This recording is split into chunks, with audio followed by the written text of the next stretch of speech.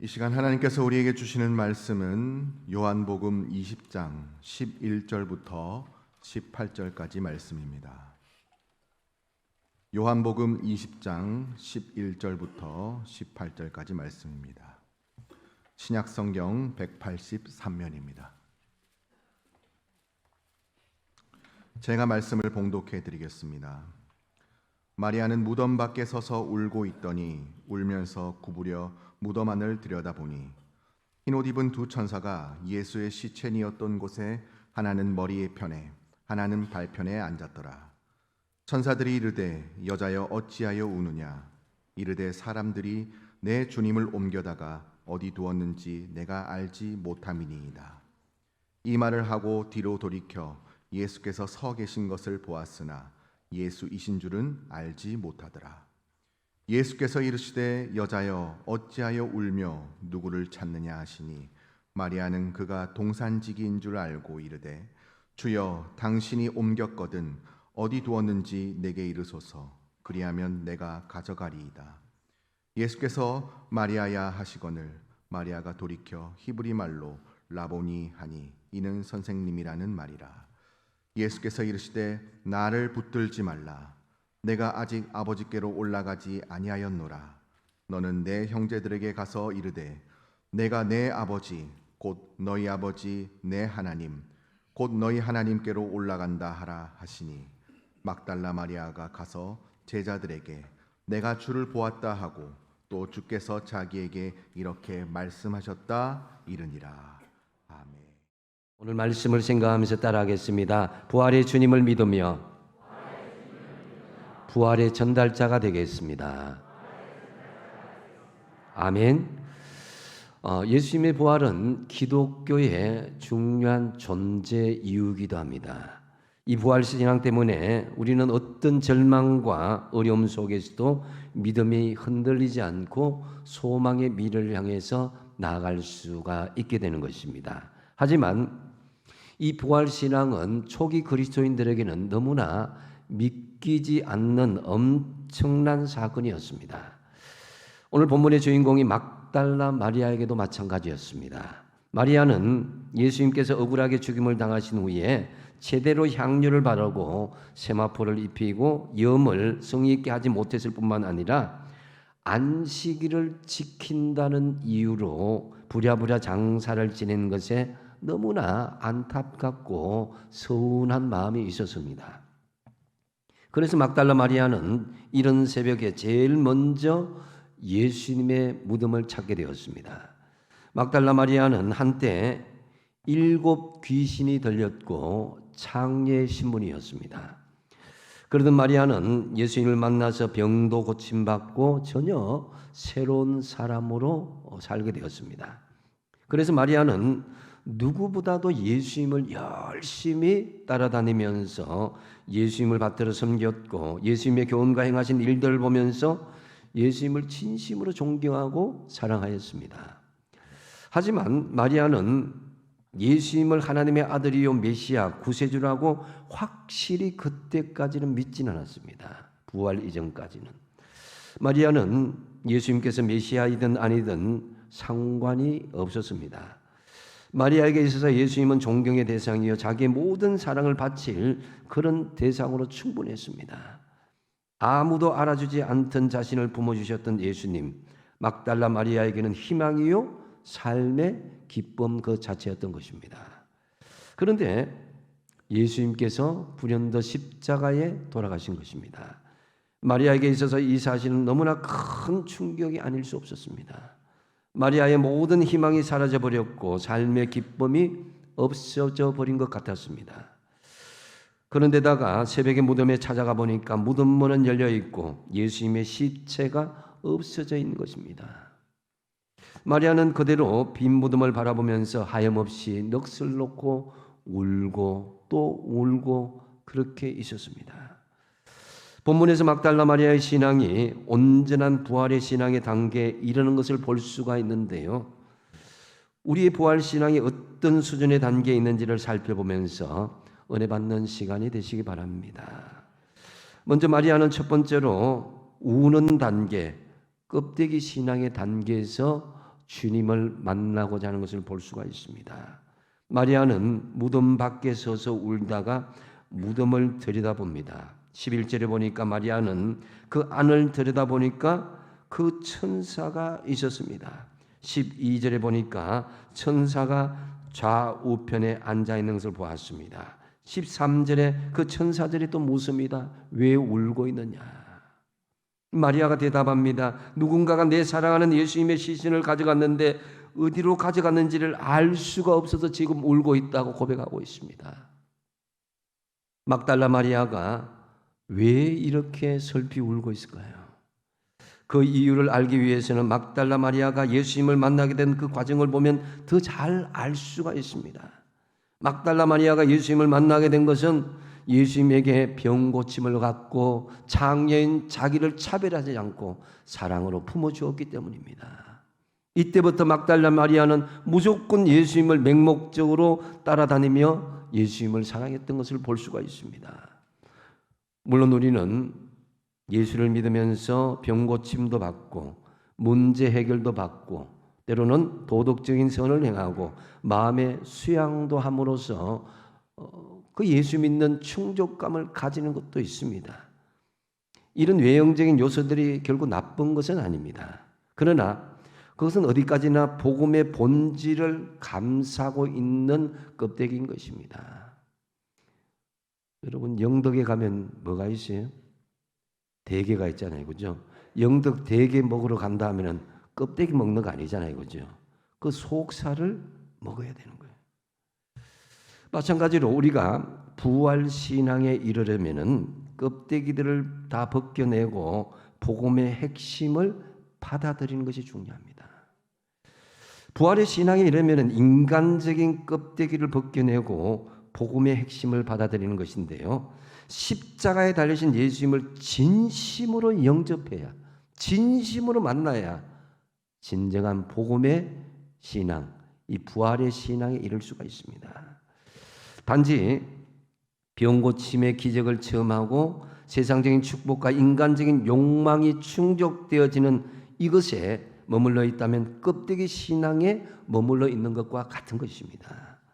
마리아가 전혀 예수님을 부활하셨으리라는 예상을 하지 못한 채 계속 예수님의 시신만을 찾았던 것처럼 많은 사람들이 예수님의 부활이 한낱 신화적인 호구로만 생각하는 까닭도 바로 예수님을 한 인간으로 보았기 때문입니다. 우리가 예수 그리스도를 참 하나님이시며 참 사람이심을 동시에 고백하는 까닭이 무엇입니까? 그것은 하나님만이 인간의 몸을 입고 죄를 용서할 권한이 있고 하나님이신 독생자 예수께서 이 땅에 오셨다는 것, 우리 인간의 모습으로 오셔서 인간의 방법대로 직접 십자가에 달려서 죄를 용서하시고 부활하셨기 때문에 이것이 우리가 복음으로 받아들이는 것입니다. 부활신앙의 단계에 이르려면 복음의 껍데기 단계에 머물러 있어서는 안 됩니다. 복음을 둘러싸고 있는 껍데기를 붙잡고 있는 한 우리의 신앙은 온전히 성장하지 못할 뿐만 아니라 부활신앙에 당연히 이르지 못한다는 거죠. 여러분들이 복음의 본질을 잃어버리고 내가 어떤 세상의 육신에 그것을 충족시키기 위해서 그것을 붙잡고 있다면은 우리는 곰곰이 생각하고 정말 중요한 것이 무엇인가 생각해 볼 수 있어야 되는 거예요. 그래서 여러분 복음의 껍데기들, 이 인간적인 요소들은 자꾸만 바뀌고 또 바뀔 것입니다. 그러나 복음은 영원합니다. 바뀌지 않습니다. 우리는 마리아처럼 무덤 앞에서 예수님의 시체를 찾을 것이 아니라 예수님의 십자가와 부활의 복음의 본질을 붙잡을 수 있어야 될 것입니다. 예수님의 무덤은 인류의 모든 죄와 죽음이 묻혀버린 무덤입니다. 그래서 예수님의 죽음을 통해서 인류의 모든 죄가 묻힌 것과 같은 거예요. 그래서 우리는 무덤을 향해서 울 것이 아니라 미련 없이 돌아서서 부활의 소망을 기대하며 살아갈 수 있어야 되는 것이다. 계속적으로 무덤을 향해서 미련을 가진다면은 이 땅에 썩어 문드러질 소망에만 집착하고 있다면은 그곳에는 희망도 없을 뿐만 아니라 미래의 부활의 소망도 없어지게 되는 것이에요. 이제 우리는 무덤을 향하여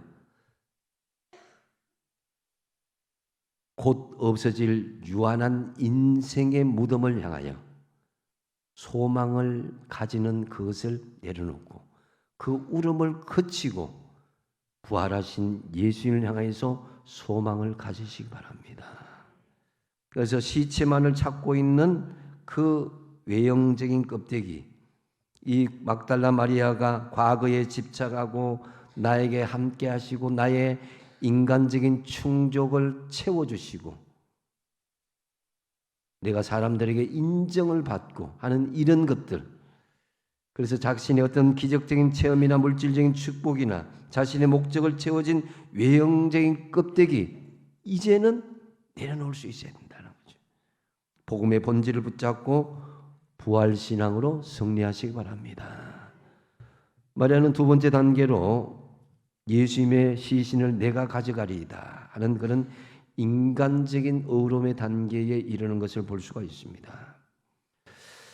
마리아는 예수님의 죽음 앞에 형용할 수 없는 슬픔과 왠지 모를 억울함이 밀려왔습니다. 자신의 모든 것인 예수님께서 갑자기 붙잡혀서 재판 같지도 않는 재판으로 말미암아서 밤낮을 만에 십자가에 돌아가시기도 말았습니다. 그리고 안식일법 때문에 제대로 염을 하지 못하고 급하게 대충 장사를 치렀는데 이제 가장 먼저 그 안식일이 지난 후에 그 새벽에 예수님의 시신이 있는 곳으로 달려갔습니다. 그런데 예수님의 시신이 사라졌다는 것은 마른 하늘의 날벼락과 같은 그런 심정이었습니다. 이제 누구를 의지해야 되는가? 그동안 모든 것을 버리고 오직 주님만을 따랐는데 이제는 산 소망이 없어지게 된 것입니다. 마리아는 예수님의 무덤에 가서 울고 또 울고, 마리아는 예수님의 무덤에 가장 먼저 올 정도로 열심히 있었습니다. 예수님께 특별히 사랑을 받아서 새벽같이 무덤을 찾았지만은, 그러나 그 빈 무덤 앞에서 마리아의 모든 수고가 헛수고인 것처럼 보였습니다. 그런데 여러분, 마리아와 예수님을 따르던 제자들의 결정적인 문제가 무엇입니까? 그것은 믿음의 문제입니다. 마리아도 예수님의 제자들도 믿기는 믿었습니다. 그러나 잘못 믿었다는 것을 볼 수가 있습니다. 8절 말씀 그 앞에 보면은 그제서야 무덤에 먼저 갔던 그 다른 제자도 들어가 보고 믿더라 그랬습니다. 빈 무덤을 발견하고 막달라 마리아가 제자들에게 보여주니까 그제서야 믿더라. 뭘 믿었다는 거예요? 부활하신 예수님을 믿은 것이 아니라 예수님의 시신이 없었던 것을 믿더라는 거예요. 예수님의 말씀이 사실로 증명된 것을 믿은 것이 아니라 시신이 없어졌다는 것도, 자신들이 믿고 의지했던 그 형상들이 없어졌다는 거예요. 그래서 마리아의 말이 그냥 시신이 없어진 그것을 믿었다는 거예요. 9절 말씀에 보면은 그들은 성경에 그가 죽은 자 가운데서 다시 살아나리라 하신 말씀을 어떻게 했다고요? 아직 알지 못하더라. 예수님께서 십자가의 죽음과 부활 예고를 수없이 했는데도 그들은 그것을 깨닫지 못하고 알지 못했다는 거예요.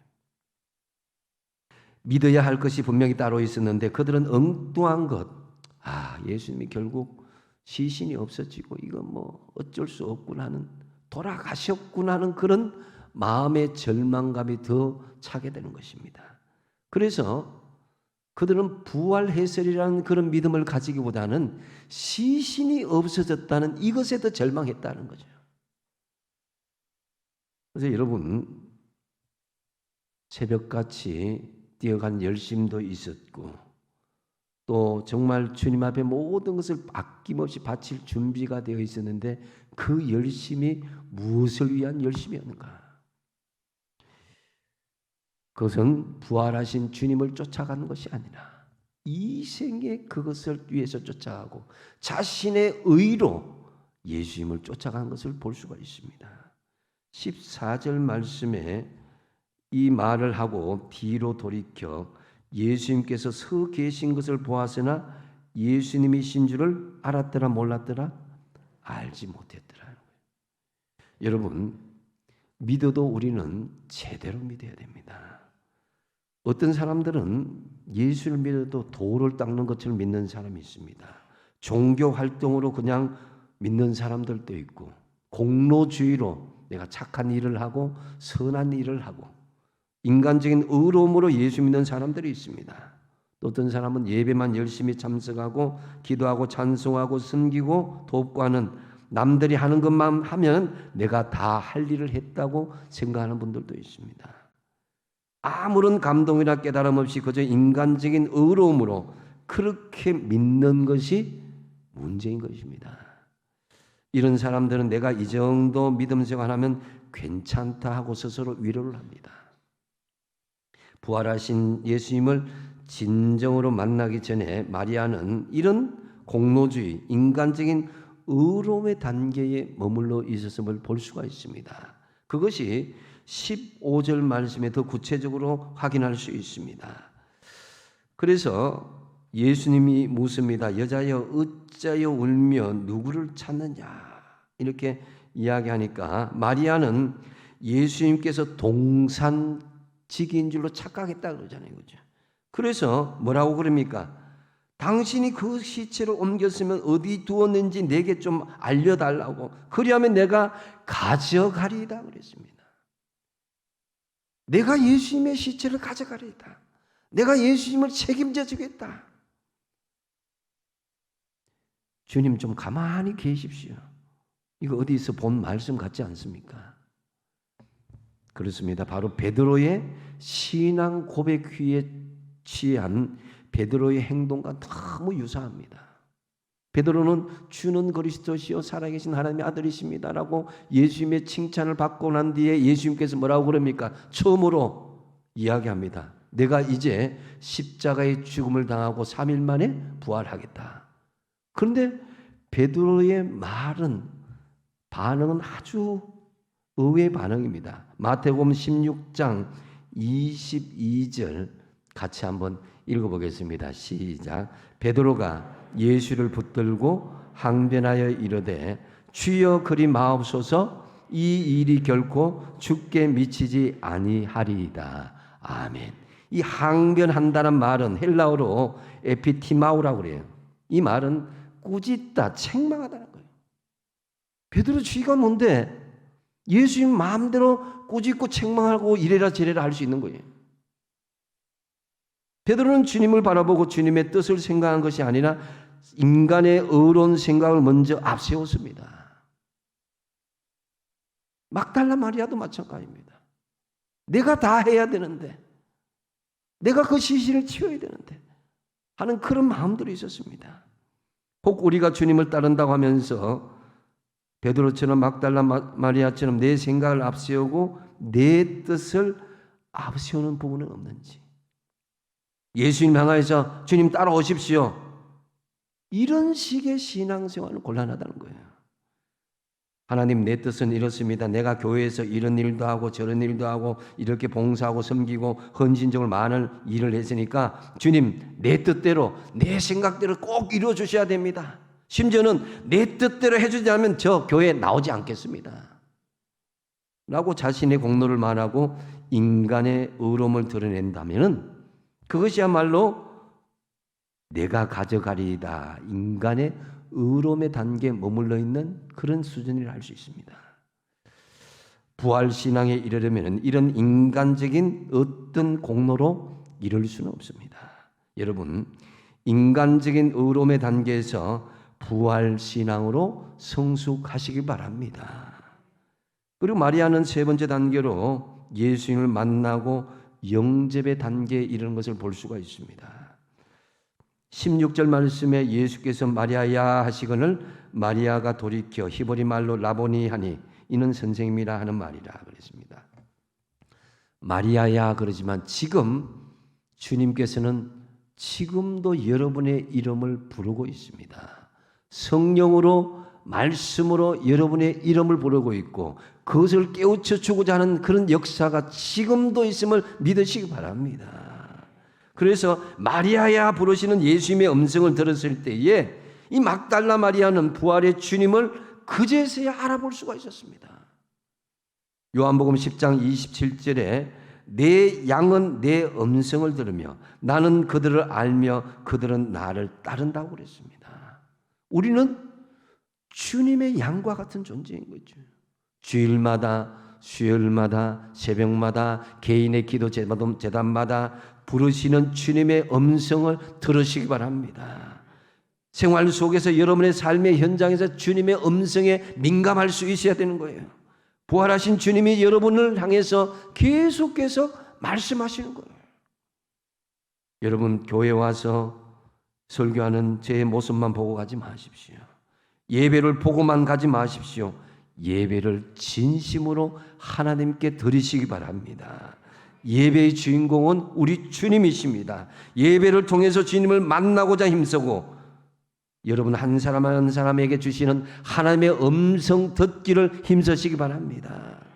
교회 다니고 설교 말씀을 듣기는 들어도 그것을 받아들이고 안 받아들이고는요 참 개인적으로 달라지는 것을 볼 수가 있습니다. 어떤 사람은 똑같은 말씀을 전하는데 하나님의 말씀에 은혜 받고 변화되는 사람이 있고 어떤 말씀은 그 말씀 앞에 시험 드는 사람들이 있습니다. 그렇기 때문에 우리는 보지만 말고 주님을 진심으로 만나서 그 음성을 듣고 예수님을 진심으로 영접할 수 있어야 되는 거예요. 선포되어지는 그 말씀이 누구에게 주어진 말씀이 아니라 바로 나에게 주는 레마의 말씀으로 받아들일 수 있어야 되는 거예요. 이 말씀은 로고스의 말씀이 있고 레마의 말씀이 있습니다. 로고스는 하나님의 자체 선포되어지는 말씀이고 누구에게나 해당되는 말씀입니다. 기록된 말씀입니다. 그런데 이 레마의 말씀은 나를 위해서 준비된 말씀으로 받아들일 때에 레마가 형성되는 거예요.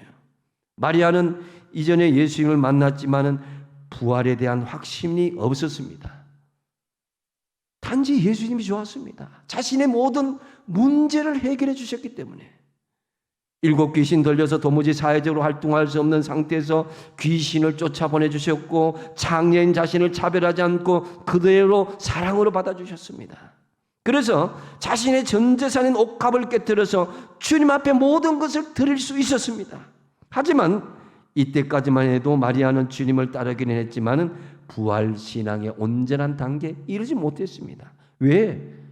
주님 주신 말씀을 그저 모든 사람들이 주어지는 보편적인 말씀으로 받아들이고 나에게 주시는 말씀, 레마의 말씀으로 인식하지 못했기 때문입니다. 이제 마리아는 부활하신 주님을 만나고 진정으로 예수님을 영접했을 때에 주님 주시는 말씀에 눈이 뜨였습니다. 영안이 뜨인 거죠. 레마의 말씀으로 이해된 것입니다. 마리아야, 마리아야. 여러분의 이름을 부르고 지금 말씀하시는 주님의 음성에 귀 기울이시기 바랍니다. 말씀을 들을 때 언제나 그 말씀이 나에게 주시는 특별한 레마의 말씀으로 받아들일 수 있어야 되는 거예요. 그 말씀을 들었을 때에 내 것으로 이해하고 소화할 수 있어야 되는 것입니다. 그래서 주님을 만나려고 오시고 주님의 음성을 들으려고 오셔야 되는 거예요. 그럴 때 비로소 주님은 진정으로 예수님을 영접하고 예수님과 동행하는 그런 삶을 살게 되고 부활의 소망을 가질 수가 있게 되는 거예요. 주님을 만나 내게 주시는 음성으로 듣고 예수님과 온전히 동행하는 부활 신앙으로 나아가시기 바랍니다. 마리아는 4번째 단계로 부활의 증거자로 사명의 단계로 접어드는 것을 볼 수가 있습니다. 부활의 주님을 만난 마리아는 더 이상 슬픔에 잠기지 않았습니다. 너무나 기뻤습니다. 18절 말씀에 같이 한번 읽어보겠습니다. 시작. 막달라 마리아가 가서 제자들에게 내가 주를 보았다 하고 또 주께서 자기에게 이렇게 말씀하셨다 이르니라. 아멘. 이것은 마리아의 자발적인 사명입니다. 복음의 전달자로 그 복음이 바로 예수님께서 부활하셨다는 그 복음을 전달하는 그 사명을 자연스럽게 사람들에게 알려주었던 것입니다. 그래서 막달라 마리아는 예수님을 만나 은혜 입은 후에 예수님의 부활을 최초로 목격한 여인이 되었고, 이 부활의 주님을 전가한 새로운 사명이 주어졌다는 그 의미를 깨닫고 제자들에게 가서 부활을 전가할 수가 있었습니다. 우리가 예수님을 만나고 영접하였다면 그 중요한 사명은 예수님의 부활을 전가하는 것입니다. 날 위해 죽으시고 날 위해 사신 예수님께서 우리에게 하신 가장 큰 명령은 가서 전하라는 것입니다. 신앙이란 주님을 만나고 체험 있는 사람만이 바로 복음을 전가할 수 있습니다. 내가 믿는 예수, 그동안 내가 체험한 것을 그대로 알려줄 수 있어야 됩니다. 우리가 예수님을 만나기 전에는 막달라 마리아처럼 죄인이었지만, 어두운 과거가 있었고 질병으로 고통을 당했던 사람이었지만은 이제는 부활의 주님을 만난 소망 있는 사람인 거예요. 내가 처한 곳이 고난의 현장이든지 외로움의 현장이든지 부활하신 주님은 막달라 마리아를 만나주시듯이 오늘 우리에게 주님은 만나주십니다. 부활신앙의 최종적인 단계는 부활의 증거자로 사명을 다하는 것입니다. 우리는 내 삶의 전체를 포기하여서 해외 선교사로 나가지 못한다 할지라도 내 주변에서 예수님의 부활을 얼마든지 전파할 수 있습니다. 내가 만난 예수님, 나를 변화시키신 예수님, 내 눈물을 씻겨주신 부활하신 예수님을 이제 전할 수 있어야 되는 것입니다. 한번 따라하시겠습니다. 부활의 정인이 되어서 한 생명을 구원하는 사명자로 살겠습니다. 아멘. 다시 말씀드리지만 부활의 신앙의 최종적인 단계는 부활의 증거자로 사명을 다하는 것입니다. 이제 부활하신 예수님을 증거하는 사명자가 다 되시는 저와 여러분 되시기 바랍니다. 말씀을 맺습니다. 저와 여러분의 삶이 지금 어렵고 힘들고 내가 원하는 것을 상실하여서 눈물이 날지라도, 그것이 도무지 믿기지 않는 아픈 현실일지라도 지금 살아계신 부활하신 주님이 우리와 함께 하심을 믿으며 여러분의 눈물을 멈추시기 바랍니다. 마리아는 처음 믿음의 단계 어떻게 나갔습니까? 울고 있었습니다. 껍데기의 신앙의 단계를 보여줍니다. 이 세상에 썩어 문드러지고 없어질 껍데기를 붙잡고 있는 것이 아니라 이제 그것을 집어 던지고 복음의 본질을 붙잡으십시오. 예수님이 나를 위해 죽으시고 예수님이 나를 위해서 첫 부활의 소망이 되시고 열매로 되셨다.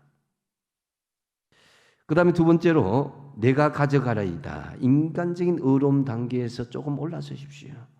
자신의 공로나 인간적인 의로움을 내려놓으십시오. 그래서 세 번째로 예수님을 진심으로 만나서 영접하셔야 됩니다. 부활하신 예수님을 만나시고 그 만나신 예수님의 그 말씀을 내게 주시는 내마의 말씀으로 받아들여서 온전히 주님을 영접하시고 주님과 동행하며 살아가십시오. 그리고 마지막으로 부활의 증거자로 사명의 단계로 나아가십시오. 그래서 부활하신 예수님을 증거하는 사명자로 여러분 서셔서 정말 주님의 이름을 높여드리는 주님의 귀한 자녀로 살아가시기 바랍니다. 기도하겠습니다.